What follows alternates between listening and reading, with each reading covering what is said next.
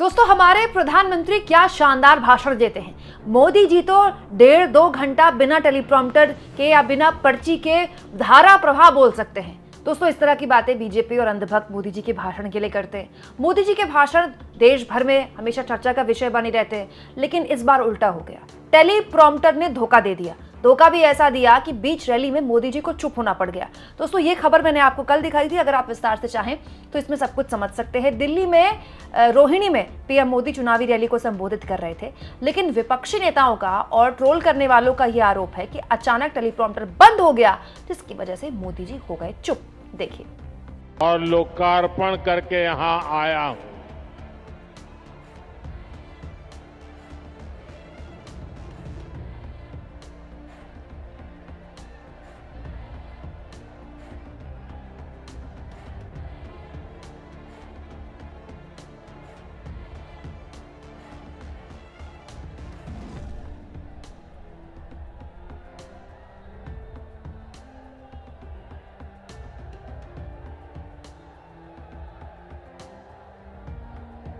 हालांकि बीजेपी के प्रवक्ता और पूर्व एंकर प्रदीप भंडारी ने मोदी जी की फैली हुई इस खबर पर कि टेलीप्रॉम्प्टर बंद हो गया इसलिए मोदी जी चुप हो गए और इधर उधर देखने लगे, इस तरह की खबरों पर विराम लगाया और कहा है कि ये फेक न्यूज़ है। मोदी जी इसलिए चुप हुए क्योंकि वो जो लोग मोदी मोदी के नारे लगा रहे थे, इस वजह से उनका उत्साह बढ़ाने के लिए मोदी जी चुप हुए। लेकिन दोस्तों, मैं भी पूरा का पूरा भाषण मोदी जी का सोशल मीडिया प्लेटफॉर्म में यानी कि यूट्यूब के जरिए सुन रही थी।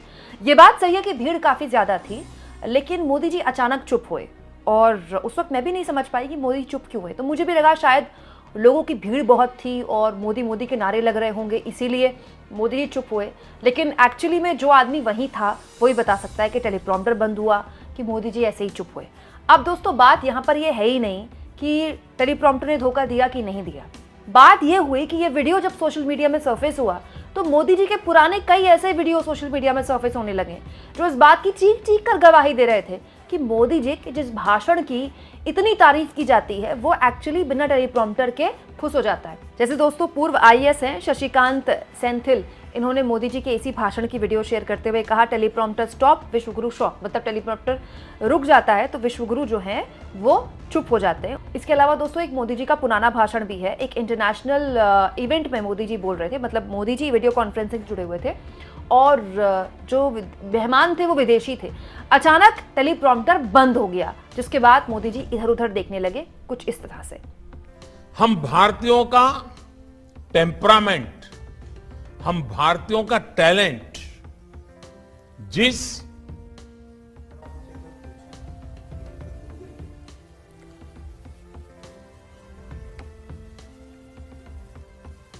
क्लास अब ठीक से सुना रहा है। हालांकि ये वीडियो पुराना है, लेकिन अब टेलीप्रॉम्प्टर का जिक्र हुआ तो फिर मोदी जी का ये वीडियो भी सरफेस होने लगा और ये वीडियो भी शेयर होने लगा जिसमें महुआ मोइत्रा बीबीसी को इंटरव्यू देते हुए बता रही थी कि मोदी जी का पूरा भाषण टेलीप्रॉम्प्टर बेस्ड है। टेलीप्रॉम्प्टर बंद हुआ तो मोदी जी एक शब्द नहीं बोल पाते। और तो और राहुल गांधी का भी एक वीडियो सोशल मीडिया में शेयर होने लगा जिसमें राहुल गांधी ने पहले ही भविष्यवाणी कर दी थी कि टेलीप्रॉम्प्टर पर ही पूरा का पूरा भाषण टिका हुआ है मोदी जी का। टेलीप्रॉम्प्टर बंद होता है तो मोदी जी चुप हो जाते हैं। हालांकि दोस्तों, संसद में भी मोदी जी 1-1.5 घंटा बोलते हैं और उस वक्त तो वहाँ कोई टीपी नहीं होता, उसके बावजूद भी मोदी बोलते हैं। नोट्स होते हैं, नोट्स तो हर नेता बनाता है, लेकिन नोट्स देखकर मोदी वहाँ बोलते हैं। तो ऐसा कहना कि मोदी बिना टीपी के बोल ही नहीं सकते, ये पॉइंटलेस है, क्योंकि मोदी बिना टीपी के बोल चुके हैं, कई बार बोल चुके हैं। 2014 से पहले तो बिना टीपी के ही बोला करते थे, ये टीपी तो अभी कुछ साल पहले ही आया है। लेकिन पॉइंट ये नहीं है दोस्तों कि मोदी बिना टीपी के बोल पाते हैं कि नहीं बोल पाते हैं, मोदी बिना टीपी के रुक जाते हैं कि धारा प्रवाह बोलते हैं। पॉइंट ये है कि मोदी बोलते क्या है। अब दोस्तों, कल प्रधानमंत्री की रैली को मैं सुन रही थी रोहिणी में। प्रधानमंत्री मोदी की पूरी रैली का जो मेन एजेंडा था वो अरविंद केजरीवाल और उनकी पार्टी थी। ठीक है, अब हैरानी देखिए, प्रधानमंत्री लेवल के पद का कोई महानुभाव अपनी पार्टी के लिए रैली कर रहा है, जो कि वो कर सकते हैं, ऑफ कोर्स वो अपनी पार्टी के स्टार कैंडिडेट हैं, लेकिन वो टारगेट पर कौन ले रहे हैं? पूर्व मुख्यमंत्री को, एक ऐसी पार्टी को जिसकी हार्डली दिल्ली या फिर पंजाब में सरकार है। हालांकि क्योंकि विपक्ष में है बीजेपी तो मोदी ये करेंगे ही करेंगे, लेकिन बड़ा सवाल यह है दोस्तों कि मोदी के भाषण जमीन पर कितने उतरते हैं। दोस्तों मोदी जी के भाषणों के लिए कहा जाता है कि विपक्ष को ऐसा जवाब देते हैं, ऐसी भावभंगिमा बनाते हैं, लेकिन हम क्यों भूल जाते हैं कि यही मोदी जी के भाषण हैं जो लोकसभा चुनाव में अपनी सारी सीमाएं लांघ गए। खुलेआम मोदी ने लोकसभा चुनाव में इस देश के अल्पसंख्यकों के लिए घुसपैठी ये शब्द इस्तेमाल किया था। मंगलसूत्र, मटन, मछली से मुजरे तक आ गए थे मोदी जी अपने इन्हीं भाषणों में। That's what I am saying. Modi ji TP के बिना बोल पाते कि नहीं बोल पाते पॉइंट नहीं है। बहस इस बात पर होनी चाहिए कि मोदी बोलते क्या हैं। मोदी के भाषणों का जो क्वालिटी है, क्या आप उसको उच्च कोटि की क्वालिटी में रख सकते हैं? अब दोस्तों टेलीप्रॉम्प्टर बंद हुआ कि नहीं हुआ है तो खैर भगवान जाने, मोदी जी जाने, लेकिन सोशल मीडिया में टीपी यानी कि टेलीप्रॉम्प्टर ट्रेंड होने लगा। लोग मोदी का मजाक उड़ाने लगे। किसी ने अरविंद केजरीवाल का ये वाला मीम शेयर किया जिसमें लोगों ने कहा कि पक्का अरविंद केजरीवाल ने ही तार काटी होगी मोदी के टीपी की ताकि मोदी चुप हो जाए और टेलीप्रॉम्प्टर बंद हो जाए। और तो और लोगों ने नेहरू वाली ये मीम भी शेयर करनी शुरू कर दी कि कहीं नेहरू ने तो तार नहीं काटी, क्योंकि बीजेपी और मोदी जी देश की हर समस्या के लिए नेहरू को जिम्मेदार मानते हैं। तो लोग ये कहने लगे कहीं नेहरू जी तो नहीं आए थे टेलीप्रॉम्प्टर की तार काटने के लिए। दोस्तों मोदी का मजाक कोई भी उड़ा सकता है, लेकिन जैसा कि मैंने कहा कि बात इस मुद्दे पर होनी चाहिए कि मोदी के भाषणों की क्वालिटी क्या है। हाल के सालों में ऐसे कई भाषण मैं आपको दिखा चुकी हूँ जिसमें मोदी ने इतिहास भूगोल की तक गलती की है। और तो और मोदी अपने भाषणों में बोलते कुछ है और जमीन पर कुछ हो जाता है। महाराष्ट्र इलेक्शन से पहले मोदी ने जीरो टॉलरेंस की बात की थी भ्रष्टाचार पर। कहा था एक एक भ्रष्टाचारी को वो जेल की हवा खिलाएंगे और किसी को बख्शा नहीं जाएगा।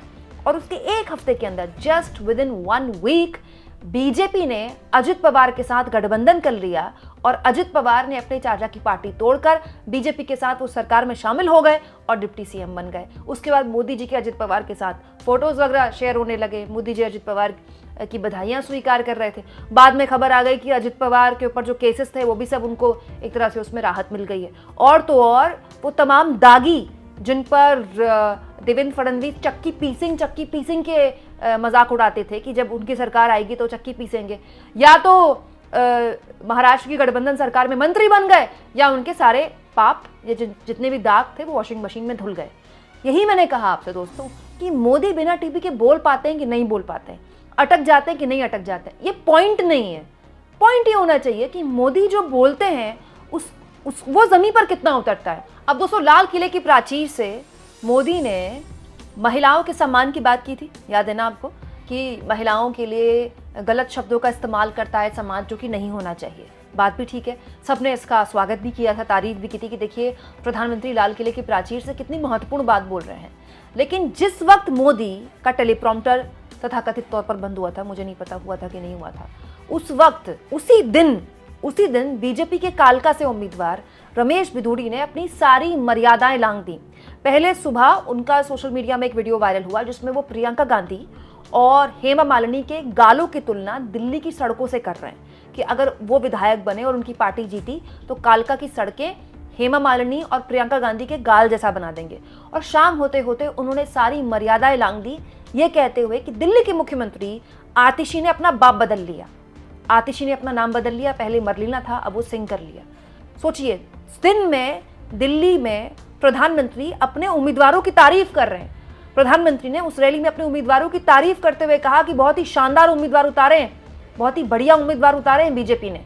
और शाम तक होते होते उनके उम्मीदवार मुख्यमंत्री, एक महिला मुख्यमंत्री के बाप पर जा रहे हैं कि फलाने ने अपने बाप बदल लिए। हालांकि ये बात सही है कि जब बिधूड़ी के बयान पर खूब बवाल मचा तो बिधूड़ी ने बिना शर्त माफी मांग ली, लेकिन रमेश बिधूड़ी तो हैबिचुअल ऑफेंडर है।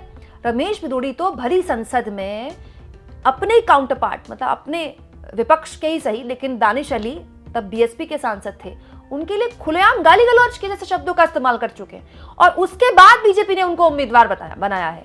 रमेश बिधूड़ी की जुबान फिसलना, उनकी गाली गलौज वाली भाषा के बारे में मोदी जी और उनकी पार्टी जानती है, उसके बावजूद भी उनको टिकट दिया गया। और जब उन्होंने पहली बात बोली प्रियंका गांधी के गाल को लेकर, तो उसके बाद उनको चुप भी नहीं कराया गया। रमेश बिधूड़ी ने माफी तब मांगी जब उन्होंने हद पार कर दी महिला मुख्यमंत्री आतिशी मरलेना के लिए, उनके बाप पर चले गए, तब जाकर उन्होंने माफी मांगी है। तो दोस्तों पॉइंट ये नहीं है कि मोदी का भाषण बिना टीपी के चल पाता है कि नहीं चल पाता है। हो सकता है बिना टीपी के ना बोल पाते हो मोदी जी, क्या फर्क पड़ता है उससे। पॉइंट तो ये है ना कि मोदी जो बोलते हैं वो जमीन पर कितना उतरता है। दोस्तों हमारे देश में ऐसे बहुत से प्रधानमंत्री रहे हैं जो बहुत शानदार भाषण देने के लिए नहीं जाने जाते थे। डॉक्टर मनमोहन सिंह उनमें से एक हैं और लाल बहादुर शास्त्री उनमें से एक हैं। कभी भी लाल बहादुर शास्त्री और डॉक्टर मनमोहन सिंह के भाषणों की ऐसी तारीफ नहीं हुई जितनी मोदी जी के भाषणों की तारीफ होती है। लेकिन जैसा कि मैंने कहा, उनके भाषणों में कभी भी हमने भाषा की मर्यादा लांघते हुए उनको कभी नहीं देखा। हम क्यों भूल जाते हैं, मोदी जी ने प्रधानमंत्री बनने के बाद पूर्व प्रधानमंत्री डॉक्टर मनमोहन सिंह जब जिंदा थे, हमारे बीच थे, उन पर इस तरह के आरोप लगा दिए थे अपने भाषण में कि उनकी एक सीक्रेट मीटिंग हुई पाकिस्तान के ऑफिशियल्स के साथ, जिसमें उन्होंने ये षड्यंत्र रचा, उनकी ये प्लानिंग चल रही है कि गुजरात में उस वक्त, क्योंकि कांग्रेस के नेता अहमद पटेल भी जिंदा थे, अहमद पटेल को कैसे मुख्यमंत्री बनाया जाए, उसको लेकर डॉक्टर मनमोहन सिंह इतने आहत थे कि उन्होंने खुला खत लिखा था और कहा था कि मोदी को माफी मांगनी चाहिए उनसे, जिस तरह की भाषा उन्होंने डॉक्टर मनमोहन सिंह के लिए इस्तेमाल की है।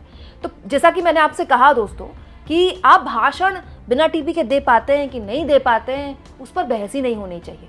बात तो इस बात पर होनी चाहिए कि आपके भाषण जमीन पर कितना उतरते हैं। कई साल पहले कहा था साल 2022 में किसानों की आय दुगनी कर देंगे।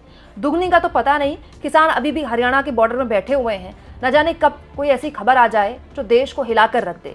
अपनी मांगों को लेकर, एमएसपी की लीगल गारंटी को लेकर किसान अब भी धरने पर बैठे हैं, उनकी कोई सुनने वाला नहीं है। उनको मीडिया फुटेज तो छोड़िए, सरकार तक एड्रेस करने को तैयार नहीं है। बताइए ऐसे भाषणों का कीजिएगा क्या जिनका जमीन पर कोई और छोर दिखाई नहीं देता है। अब प्रधानमंत्री भाषण देते हैं कि उनके पास 1000 साल आगे का पूरा विजन क्लियर है। यहाँ ये नहीं पता है कि पीएम ने जो पिछले भाषणों में वादे किए थे देश को, वो जमीन पर उतर पाए कि नहीं उतर पाए। आप इस मुद्दे पर क्या सोचते हैं दोस्तों, कमेंट बॉक्स में जरूर लिखें और जितना हो सके चैनल को शेयर करें, सब्सक्राइब करें और थैंक्स फॉर ज्वाइन के ऑप्शन से अगर आप चाहें तो कुछ आर्थिक मदद भी चैनल की जरूर करें।